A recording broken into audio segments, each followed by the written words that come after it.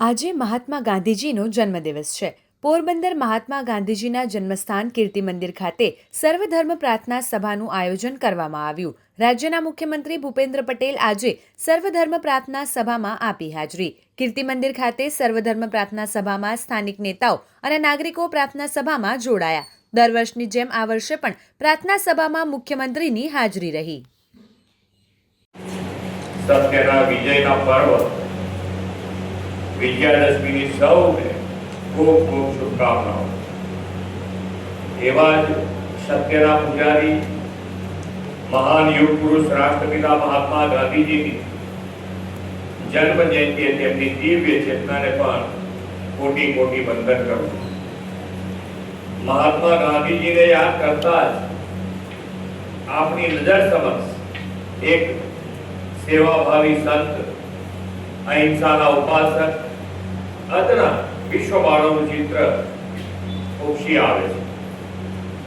આ માટીમાં જન્મેલા મોહનદાસ ગાંધી આજે સાબરમતીના સંત અને અહિંસાના પૂજારી તરીકે સમગ્ર વિશ્વમાં પૂજાય છે. અહિંસા એ નમ્રતાની પરાકાષ્ઠા છે અને નમ્રતા વિના મુક્તિ કોઈ કાળે નથી, એવું પૂજ્ય બાપુએ તેમના અનુભવથી સિદ્ધ કર્યું છે.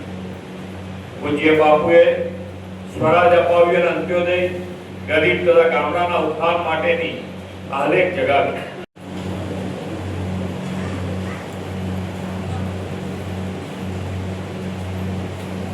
રાષ્ટ્રપિતા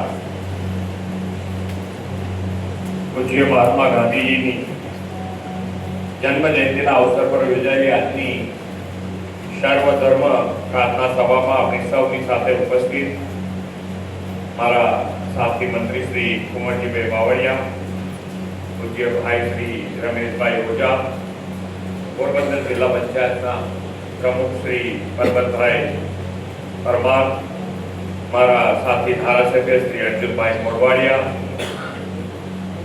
પોરબંદર જિલ્લા ભાજપ પ્રમુખ ડોક્ટર ચેતનાબેન તિવારી, પૂર્વ કેબિનેટ મંત્રી શ્રી બાબુભાઈ પોખરિયા, પોરબંદર શહેર ભાજપ પ્રમુખ શ્રી સાગરભાઈ મોદી,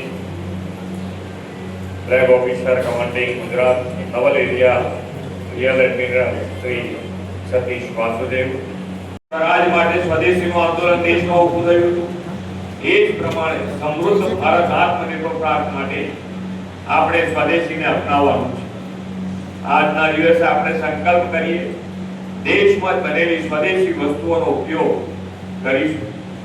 આજના આઈટી યુગમાં મોબાઈલ એ માહિતી અને સેવા મેળવવાનું સરળ માધ્યમ છે, ત્યારે આજે સ્વદેશી પ્રતિક્રિયાની સાથે સાથે મોબાઈલ પણ એટલો જ પ્રસ્તુત છે. પૂજ્ય બાપુના જન્મસ્થળ કીર્તિ મંદિર અને બાપુજીના જીવન કવરની માહિતી મોબાઈલથી આપવા માટે તૈયાર કરવામાં આવેલું QR કોડનું પણ આજે વિમોચન છે.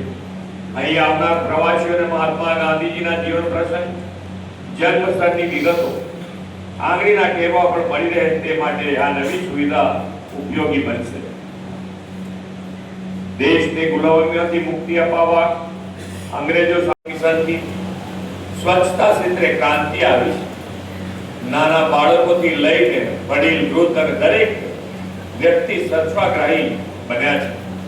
છેવાડાના લોકોને લાભ પહોંચાડીને તેમના આર્થિક, સામાજિક જીવનમાં પરિવર્તનનો વિચાર મહાત્મા ગાંધીજીની પ્રેરણા છે. ગયા 11 વર્ષમાં શ્રી મોદી સાહેબના નેતૃત્વમાં ગરીબ, વંચિત અને છેવાડાના માનવી સુધી સુખ સુવિધા પહોંચાડવાની નેમ સાથે રાષ્ટ્રના વિકાસનું પૂજ્ય બાપુએ જોયેલું સપનું સાકાર થઈ રહ્યું છે. મહાત્મા ગાંધીજીએ સૂતરના તાંતણે ખાધી અને સ્વદેશીની આઝાદ ભારત માટેની પીઠિકા ઘડીને આઝાદી અપાવી છે. હવે સ્વદેશીથી આત્મનિર્ભરતા અને સમૃદ્ધિનો મંત્ર આત્મસાત કરીને આદરણીય મોદી સાહેબે વિકસિત અને આત્મનિર્ભર ભારતના નિર્માણની પ્રેરણા આપી છે. આ માટે તેમણે વોકલ ફોર લોકલનો સંકલ્પ કર્યો છે. સ્વદેશી ચળવળનું પ્રતીક એવી ખાદીના ઉત્પાદન અને વેચાણમાં વડાપ્રધાનશ્રીના પ્રયાસોથી 4 થી 5 ગણો વધારો અને તેનાથી 2 કરોડ જેવી નોકરી પણ ઊભી થઈ છે. હવે આપણા ઉદ્યોગો વોકલ ફોર લોકલ અને સ્વદેશી અપનાવીને આત્મનિર્ભર ભારત, સમૃદ્ધ ભારતના નિર્માણમાં સહયોગી બને તે માટે તાજેતરમાં તેમણે નેક્સ્ટ જનરેશન જીએસટી રિફોર્મ્સની ભેટ આપી.